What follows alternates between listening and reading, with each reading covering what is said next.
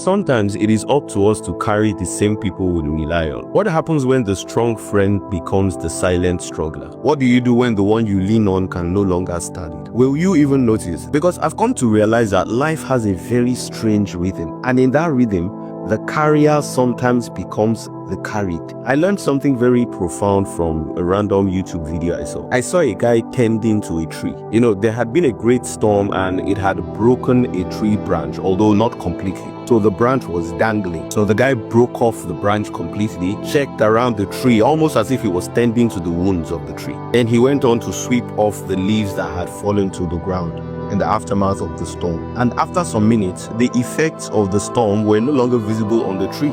He had taken care of the tree, and I thought about it. There must have been a time when the guy in the video sat in the shade of the tree. There must have been a time when he ate from the fruits of the tree. There must have been a time when he leaned on the trunk of the tree. But after that storm, it was his turn to support the tree that once supported him. He saw that the tree needed some support. He wasn't too caught up in his own affairs to notice it, because the tree didn't ask for help, even though it obviously needed it. Here's the interesting thing. The tree would have continued to provide support and shade for the guy, even in its discomfort and inconvenience. But the guy in question understood the law of reciprocity. Now, this analogy is not about trees at all. If it lands, it was meant for you. We all have pillars in our lives. People we depend on emotionally, spiritually, financially, and otherwise. But strength doesn't mean immunity from tiredness. Even strong people get exhausted. Even leaders sometimes need leading. Even that strong friend sometimes needs a strong friend. This is how families survive. This is how friendships deepen. This is how communities are built. Support is not a service, it is a cycle. You know what I've realized? The people who pour into others often run on empty, silently. So maybe today,